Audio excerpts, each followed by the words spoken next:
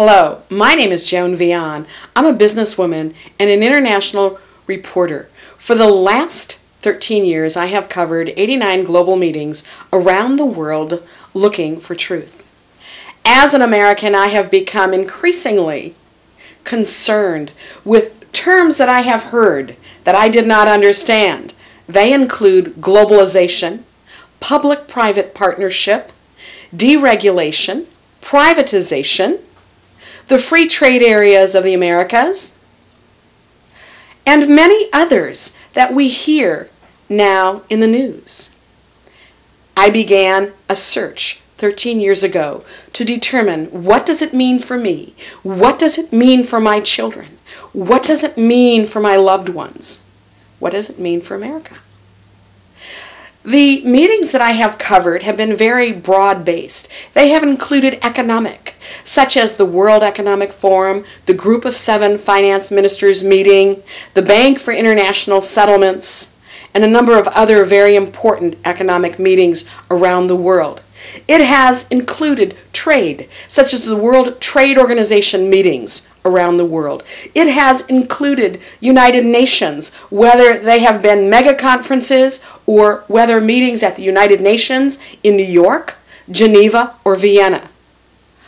I have covered military, NATO, peacekeeping, and a host of other meetings to determine what is truth and what does globalization and interdependence and public-private partnership mean to America. How does it change the Constitution? How does it change my freedoms and my rights, and yours as well? This video was put together for state legislators so that they could understand in a very brief 40-minute time frame the big picture. We cannot any longer make decisions thinking that it only encompasses our state or our county. Those days are gone. We are now thrown into the big picture of the world. We no longer can consider that what we do in Oklahoma or Wisconsin or Maryland or California only affects citizens in those states. The bottom line is the state legislator has been put in a very key position as vanguard of the sovereignty of the United States. You see, globalization means that there are no more barriers between the nation states. The only way that that could happen is if the federal legislated it away. Unfortunately, that has happened. And so this video was put together to help you at the state level understand the significance of these things and these terms. Because every time a public-private partnership is set up, every time a free trade zone is set up, it limits, it changes the structure of our sovereignty. I invite you to take 40 minutes of your time and view this film. Let me say that you might have to view it 2, 3, and 4 times. Not all at once, of course. But I am inviting you as a state legislator to understand your new role, your new position in a world without borders. If you do not protect the Constitution, if you do not protect state rights, the America that we have known will cease to exist. So please, take a few minutes of time and view this film. Thank you, and God bless you.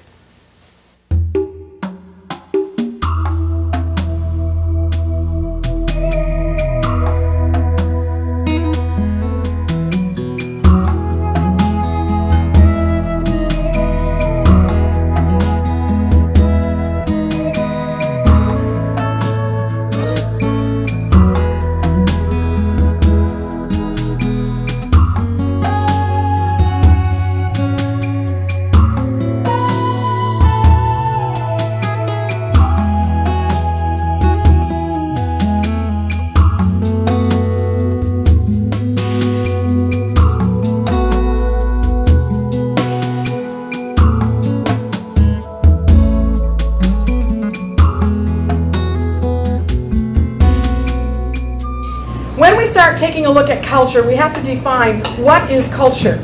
Culture is a particular society at a particular time and place. It is an attitude and behavior that is characteristic of a particular social group or organization.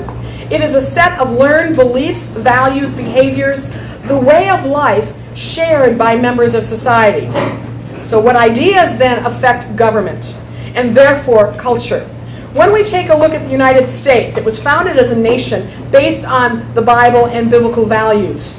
The Constitution outlines our freedoms and rights, and we have personal property rights. Our forefathers came to us. They fled the colonies for religious freedom so that they could study and believe in the Bible and Jesus Christ. And they also wanted to get away from feudalism.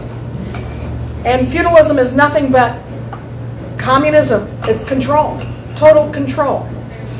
They wanted to own property, and they wanted to put off tyranny. The values in the Word of God say, so God created man in his own image, and in the image of God created he him. Male and female created he them.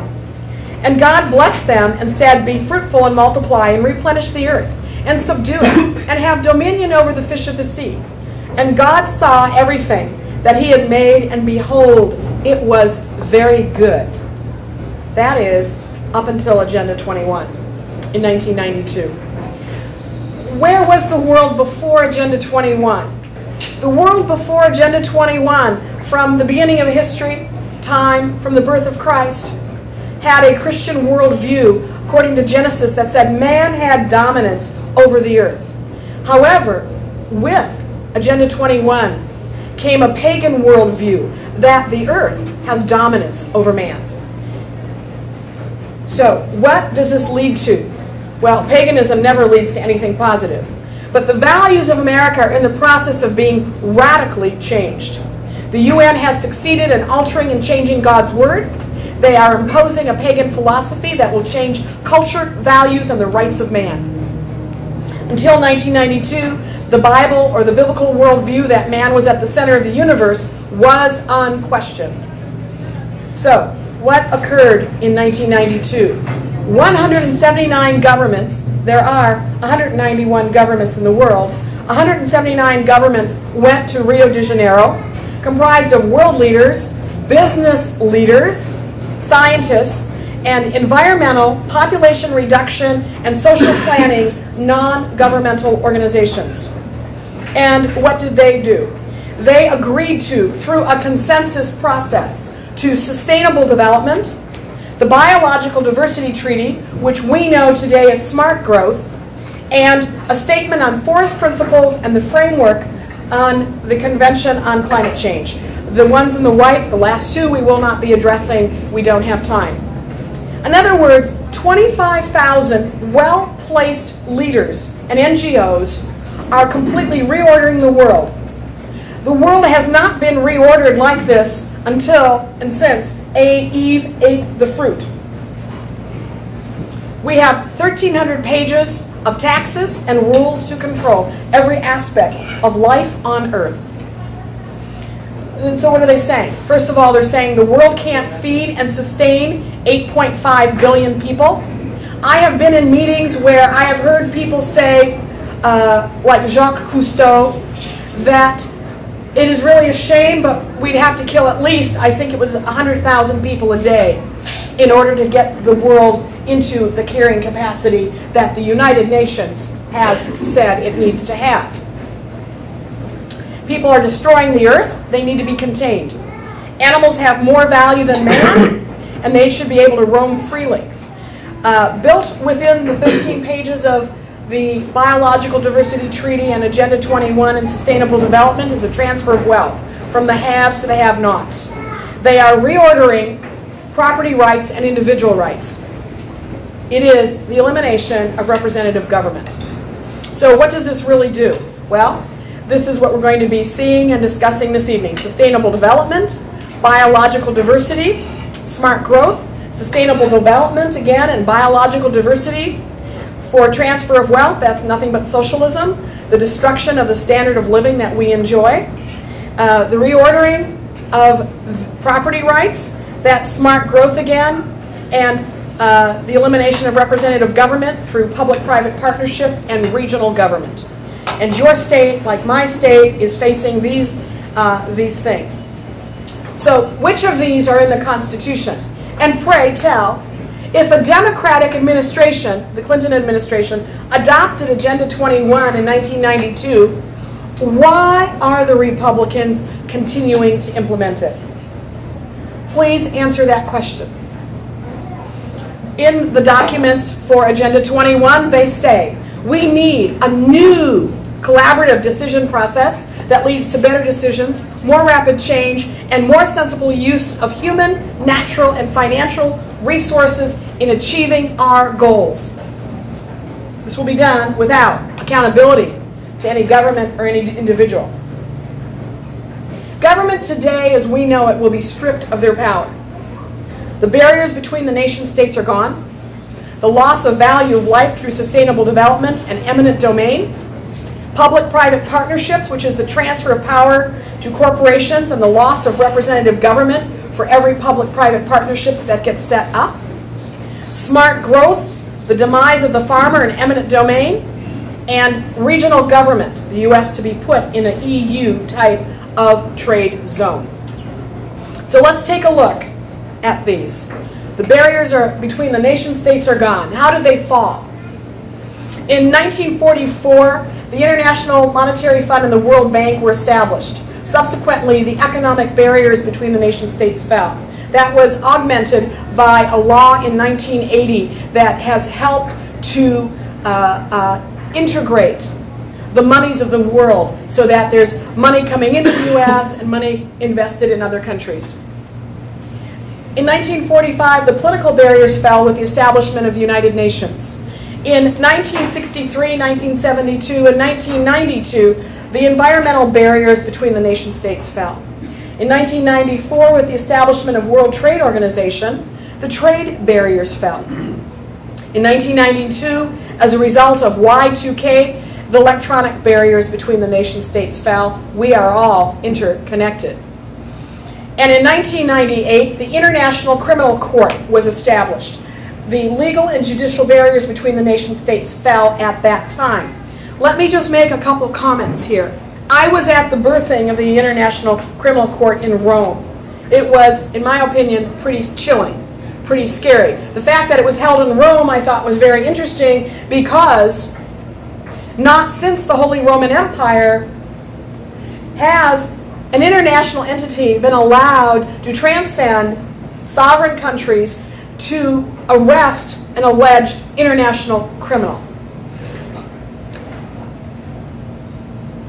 As a result of September 11th, I did a fair amount of research, and I was shocked to understand, as I did my research, that since all the other barriers had fallen, if we were going to have a world that is interconnected, then you must tear down the military and the intelligence barriers. And that is what happened as a result of 9/11.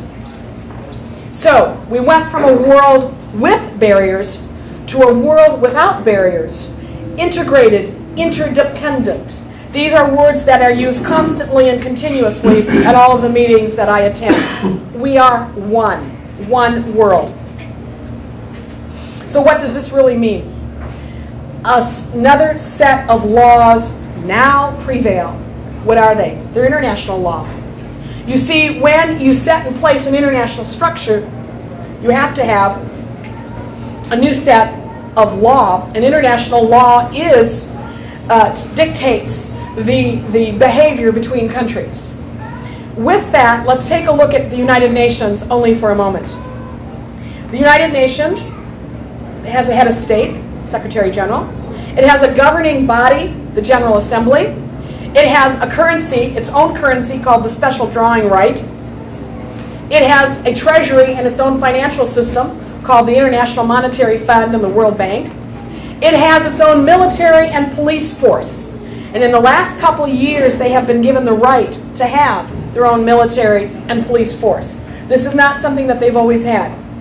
And within the last 6 months, they have started to raise monies through global taxation.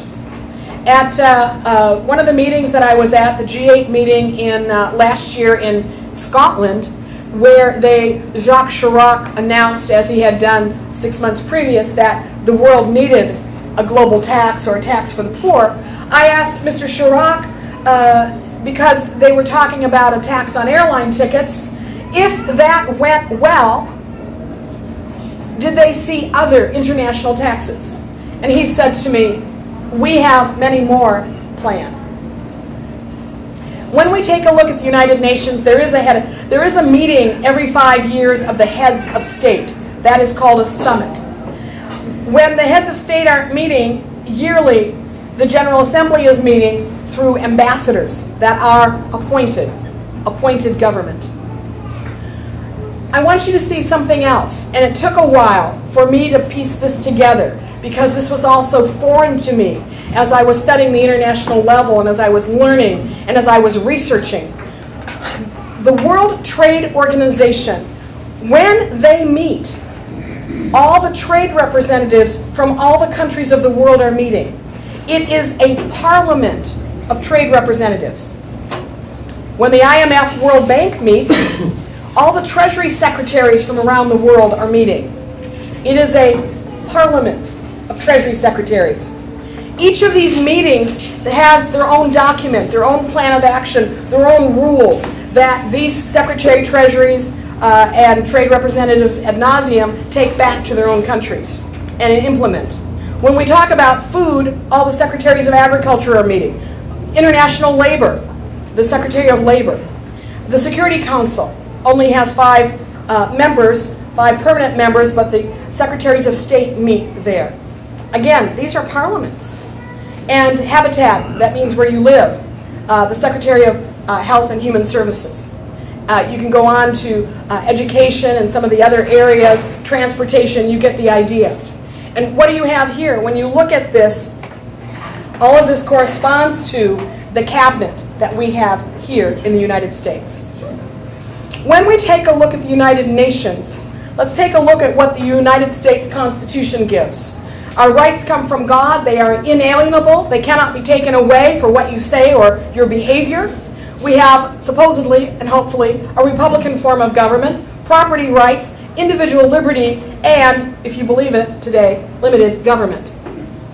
The United Nations Charter, the rights come not from God but government. They are limited in number. They can be taken away for what you say or what you do. They have a charter form, a feudalistic form for the greater good and common rights, or common good. Now, if you're not familiar with this, the UN Charter is based on the Russian Constitution. Now, which one will you be supporting when you vote in your legislature? When we take a look at the structure now that has been set in place, there is the global level, the federal level, and the state level. So let's take a closer look at what this means and how it's changing. You cannot go from the global to the state or the local. You cannot without the federal level giving their consent, which they have done. So let's take, oops, wrong button.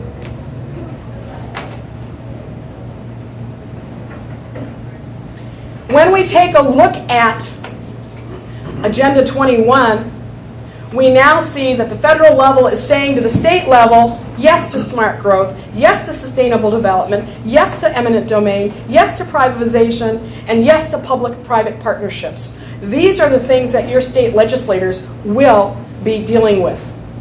Now let's take a look at what is beneath the state, the city, the county, and the township. And what you're seeing through regional government is that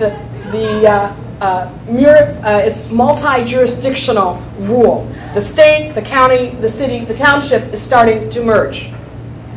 And you see that there. So what happens? Eventually there's only 2 levels, the global and the federal, with the regional government. What is this really? It's a devolution of government.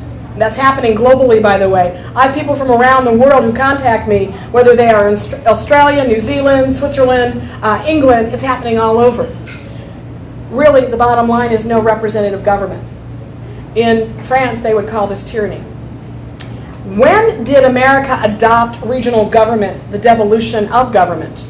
Well, the New York Times in April of 1935 had an article, and they said that there was a plan that envisioned the merger of the states into 9 departments, transferring the taxing authority to federal agencies, the termination of states' rights, and the abolishing the Constitution.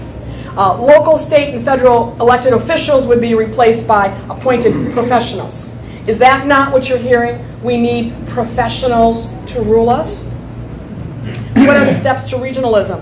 In 1969, Nixon merged the 50 states into 10 federal regions through Executive Order 11647. That was followed up by Carter, who created FEMA as the enforcement arm of the regional officials with Executive Order 12148. In 1998, Executive Order 13083, the federalism order came down, if you're familiar with that.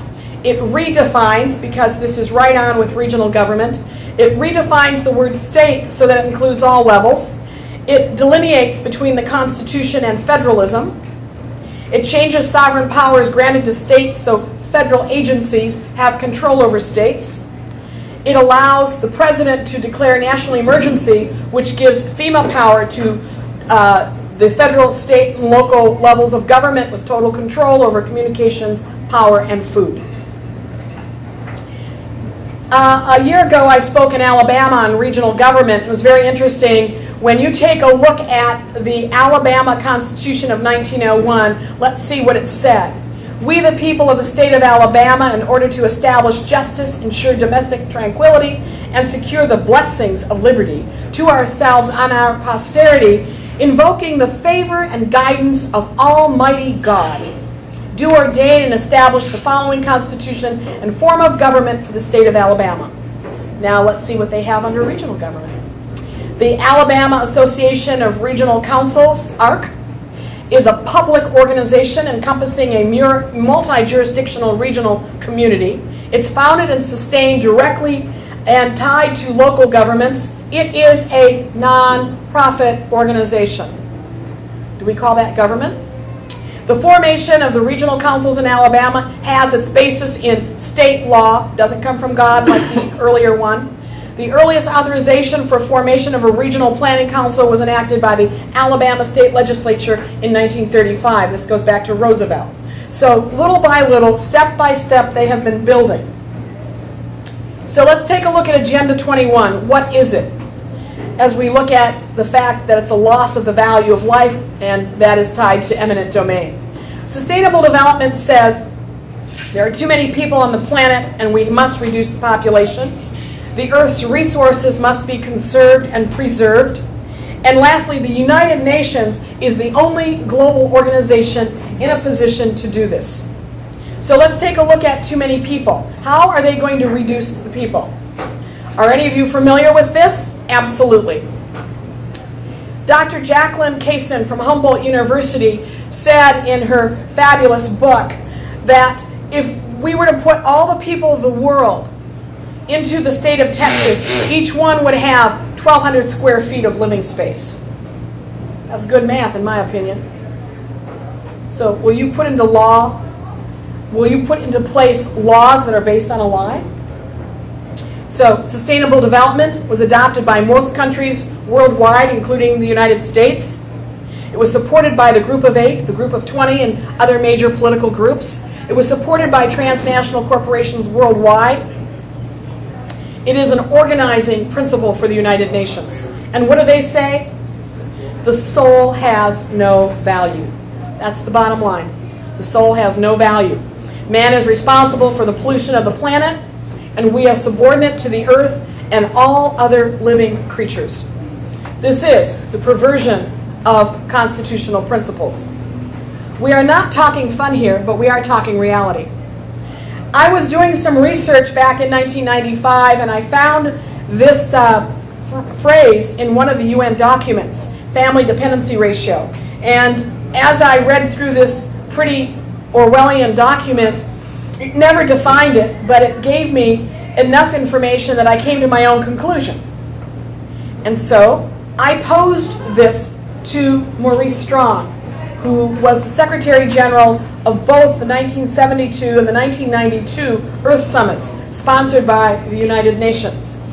And I said, Mr. Strong, I was reading the Fourth Woman's document, and family dependency ratio, if I understand correctly, at 1 or 2 South Main Street, anywhere in the U.S. or anywhere in the world, there are 4 people who live there. Mom and dad who work. They produce. Baby and grandbaby who consume. They do not produce. If I understand correctly, what the United Nations wants to do is to be able to look at every household in the United States and determine how much did that household produce. So they're going to calculate how much was produced at work and home, give it a value, minus what they consumed. They can use your energy and water bill, your mortgage, your charge cards, etc. Subtract it out and determine, are you adding back to the Earth's resources? You know, sustainable development, you and I are going to consume everything, or are you using it up? And when I posed this to him, he told me that I was absolutely correct. I almost wanted to fall over. What are the effects of the family dependency ratio? Do you produce or do you just consume? And as we get older, this will have major effects for us baby boomers, because if you do not produce, you cannot consume. And if you think you're going to retire, I have news for you. Are you adding to society? And I rather think that if you come up short at the end of the day and you're eating more resources than you are putting back, that you might have to volunteer. And obviously you know that if you have to volunteer, that it's not volunteerism. And then we have highest and best use. Okay? Will you get that operation? Well, Hillary, I remember Hillary saying so clearly, and it seems to me that she's getting her way, that the only way you will get that operation is if it improves your situation. In other words, you can be productive. Highest and best use. This leads us to eminent domain. Kelo versus New London. Private property can be taken when it has a higher and best use. It violates the Constitution and personal property rights. Nothing is sacred. Everything can now be denominated according to highest and best use. So human beings have become a number without any value of their own. It's an extension of Agenda 21. All of our personal rights are subject to highest and best use. It degrades the meaning of life. When I was first learning about sustainable development, I was sitting in my office and I was asking God to show me where this agenda came from. And I thought, well, do I see these principles in our Constitution? No. What is the antithesis of our Constitution? The Russian Constitution. I had just bought a used book, and it had the 1977 USSR Constitution in it. And I sat down to read it, and I got as far as Chapter 2, Article 18. And this is a copy from it, as you can see. In the interest of present and future generations, the necessary steps are taken in the USSR to protect and make scientific, rational use of the land and its mineral and water resources and plant and animal kingdoms to preserve the purity of air and water, ensure reproduction of natural wealth, and improve the human environment. Sustainable development. Public-private partnership. In Agenda 21, public-private partnership, there was a phrase that said, governments have the primary responsibility of implementing the global plan of action. Governments as central partners will create and strengthen effective partnerships with families, communities, local authorities, the private sector, and non-governmental organizations. So what is public-private partnership? This is the world before public-private partnership. You had government and business as two separate entities. They did not infringe or impede on one another. They were two separate entities. Well, John Maynard Keynes, who was the economic guru for Roosevelt said basically, if you want to get out of the Depression, you have to deficit spend. And so today we are about, give or take a few pennies, $8 trillion in debt. So now what? As a result of his policies, every level of government is broke and we need a bailout. Where are we going to get it? Business. Then came von Hayek, Friedrich von Hayek, who wrote The Road to Serfdom. And Margaret Thatcher adopted his philosophy. He said, smaller government, they should sell their assets. What a great idea. You have John Maynard Keynes who says go in debt. Now that you're in debt and you can't get out of debt, comes another genius who says sell your governmental assets. Reagan said, you know, we got to get government off our backs. I remember, was it the $5,000 screwdriver or something? You know, that was lower government, okay, sell the assets. Government is too big. So what is a public-private partnership? Because that's what they're now saying we need to do. First of all, it is a business arrangement to make a profit. You have the public side of the partners. Every level of government, local, county, state, federal, international, and the United Nations. You have the private side, corporations, foundations, labor unions, nonprofits, churches, NGOs. What are we going to do? We are going to merge them together. Now this is where my research on Prince Charles came in. It's just so amazing what you find out when you start looking. Because most people just think he's an adulterer and a polo player. You know? No, he's not. He's more than that. And so Prince Charles in 1990 formed the Prince of Wales Business Leaders Forum to bring together 50 to 60 of the world's top non-government, multinational, transnational corporations to start buying up governments around the world. And so this is what a public-private partnership looks like. You have government, business, and an NGO coming together for profit. So let's take a look. You have government, multinational corporations, and NGOs. So how does this work? Oklahoma needs a sewer system. They come to you and they say, we're going to raise your taxes. You say, no way, Jose. Find another way. They go back to the drawing table. The next thing you know, you read in the newspaper that there is an innovative way of financing. They use those words, innovative. And as you start reading it, you start watching for a corporate name, the levels of government, and then you're going to find some kind of environmental group. And what you'll find out is that they're going to help the situation. What normally happens? What normally happens is the sewer system is transferred from the books of government into this partnership. Now, government's broke. The NGOs are financed by business, and business has the money. So now they're going to manage the sewer system because it's no longer a service to the people, but a business. And so they come together, and the bottom line is that the little old lady who finds out that her sewer bill has gone up 3 times has no recourse. Why? It's now a business entity.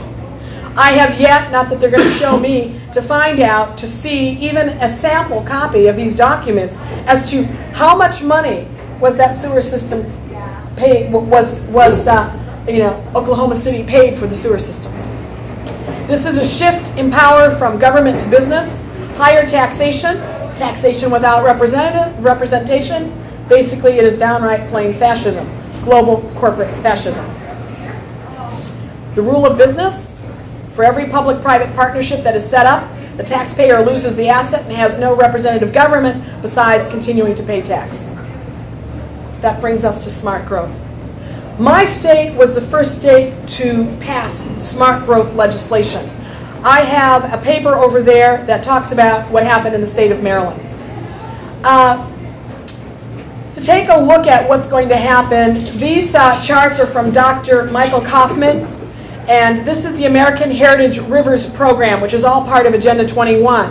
But what they say in the American Heritage Rivers Program is that there are 14 river basins that need to be protected. And so the government wants to put in the yellow highly regulated buffer zones around those streams. The Clean Water Initiative calls for setting aside 2 million miles of buffer strips protecting water from agricultural runoff by the year 2002. This would equal the entire state of Nebraska and North or South Dakota. So what happens after a while? They're going to protect the rivers, and then there are areas that they don't want you and I to live in. Okay? They're called core wilderness areas. Here is a map of the 1998 American Heritage Rivers designations, and there are 14 river basins there, and you're starting to see where they are and how they would be protected. When you bring together, under the biological diversity program, everything that they want to do, the red is where no man can live, the pink is where the Indian reservations are, the yellow are buffer zones, and we get the green. Now, is this part of personal property rights? Is this part of our Constitution? And yet this is called smart growth. And this is going around from state to state to state. It's now in your legislature. Furthermore, when I was at a meeting in Rio de Janeiro in 1997, now this is a map of Oklahoma and Texas. Are any of you familiar with Border 21, the La Paz Agreement? I saw this when I was at this meeting in Rio de Janeiro. And here we have the border between the U.S. and Mexico, and in the salmon color is a public-private partnership between the state of Mexico and the border states with Mexico. There is a 100-mile buffer on each side that is not quite its own country, but it's a public-private partnership. Ben Franklin said, there are 3 ways for any nation to become wealthy: war and the taking away of wealth by another force, by trade, which to make a profit requires something cheap or cheaper. We know all about that with China. And agriculture, whereby planting a seed, you create new wealth, as if by a miracle. I am not a farmer, but some of you are. And I am thrilled to understand some things about life and natural energy. But I do know this: whoever controls the land, the farm, controls the energy of life, which the farm is, because it is naturally renewable. So let's take a look at this math, the renewable multiplication of what happens on a farm. I understand that 1 stalk of wheat equals 15 kernels. 1 acre of land has 43,560 square feet. And a plant, you can plant 72 kernels per square foot. Okay? I've done the math on this, and not just me, I just followed John, Catherine's husband. In a square foot, you can have 72 kernels times 43,560 square feet. That will give you 3,136,320 new plants in 1 acre. 15 kernels per plant, multiply it. It equals 44,044,800 kernels per acre. So then I said to John, how many kernels can you get a loaf of bread out of? He said, if 1,000 kernels equals 1 loaf of bread, you will get 47,000 loaves per acre. If you have 160 acres, you will get 7,520,000 loaves of bread. Let's go back to the Biological Diversity Treaty. Before we do that, the number of farms. From 1910 to 2000, it has fallen across the country from 6.5 million to 2 million or less farms. In the state of Oklahoma, from 190,000 farms to 90,000 or less. And when you take a look again at the Biological Diversity Treaty, do you now see what they want? They want our life. Do you see how microchipping of this plays into this? So, what will smart growth do to the value of farmland? I can tell you in the state of Maryland that when they pass smart growth, the designated growth areas, the property has gone up exponentially. And the farmland It's in the process of dropping exponentially. 5, regional government. The U.S. to be put in an EU type of trade zone. Here are the various trade zones that they are working on right now in the world. The European Union is already established. They're trying for the Middle East, but I think we're just going to have war there. South Africa is established through Clinton and Bush. The Asian Free Trade Zone is coming into play. China is going to be a very, very major player. And then we have the Americas. So let's take a look at what they've done in the EU first. They've dropped the barriers between the EU states that wanted in. They have free travel. They have a common currency. There were adjustments made between the countries as to who was going to be agricultural and who was going to grow beef and who was going to have the pigs, etc. Every area in Europe has an EU representative, and they meet at the EU Parliament in Strasbourg, France. And they took all their central banks and created one central bank, which is now equal, the European Central Bank, which is now equal to the Federal Reserve. So let's just take a look for a moment at the Western Hemisphere. Here is the Americas. The free trade areas of the Americas was begun in 1994 in Miami, by the way. It is a public-private partnership. It is a public-private partnership between 2 United Nations organizations and the OAS, Organization of American States. The 34 countries will integrate all their currencies and have a common currency. Is this a little scary when you think that our dollar is going to have to drop to equal the peso? And, oh yeah, bilingual. 20 years ago, I asked a woman who was running for Congress, Connie Morella, about why would we want Spanish as a second language. And she couldn't give me a good answer, but she just told me that we needed to have it. Well, she knew something I didn't know. And so today, 20 years later, when you have oatmeal in Spanish and in English, it's almost a little late. The document, the Free Trade Areas of the Americas document says, our goal is to create a, look at this wording, whole new architecture for the relationship of the nations and the peoples of the Americas. Bill Clinton.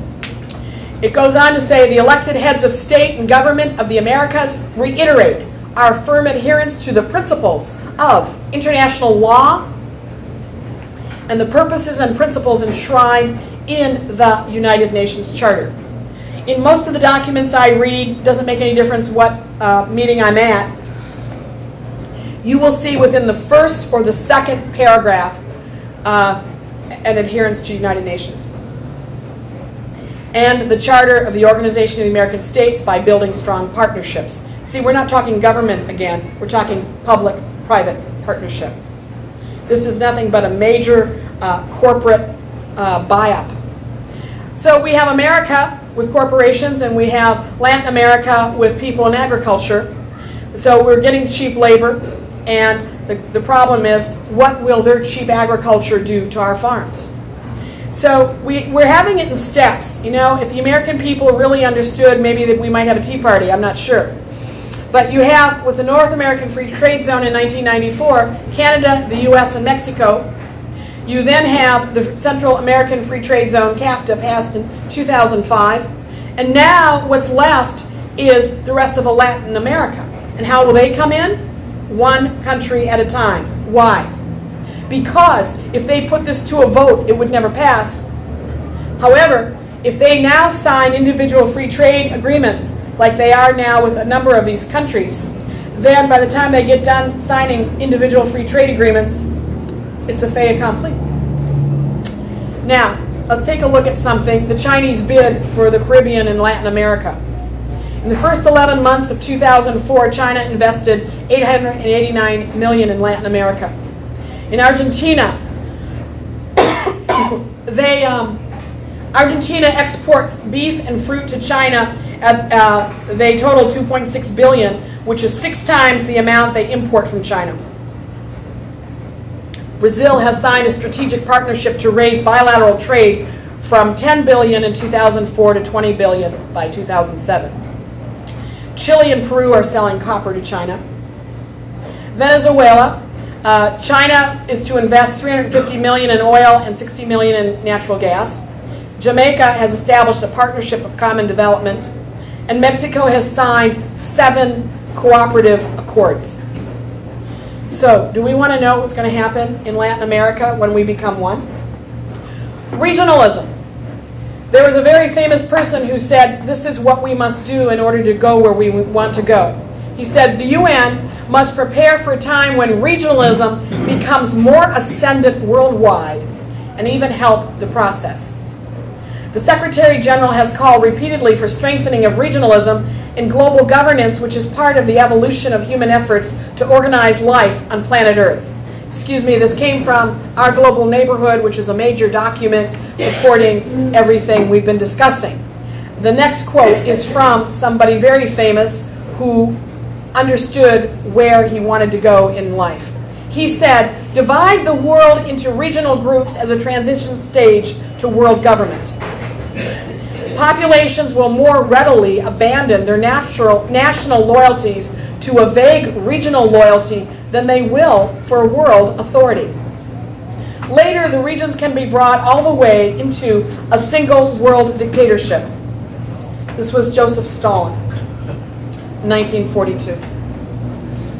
Lincoln said in Springfield, no foreign power or combination of foreign powers could by force take a drink from the Blue Ridge. At what point then is the approach of danger to be expected? If it ever reach us, it must spring from among us. It cannot come from abroad. If destruction be our lot, we ourselves must be its author and finisher. In summary, the adaptation of paganism as the new philosophy to reorder the world is what Agenda 21 is. Adopting the Biological Diversity Treaty is smart growth. The establishment of public-private partnership and regionalism is the loss of representative government. We have control, loss of property rights, increased taxation, feudalism, and the death of America as we know it. The answer to preserving America is you. How will you vote? The simplest choice. The choice is simple. Freedom or bondage. You have just seen a video that is helping you to understand how not only the world is being reordered, but how our rights and freedoms in America and from a state level are being changed. I invite you very sincerely to call the number on the screen, 301-371-0541. Let me be a resource. Not only let me personally be a resource, but we will be more than happy to provide you, the legislator, with materials, books, other videos, whatever we can to help you understand to protect state rights and American sovereignty. Thank you, and God bless.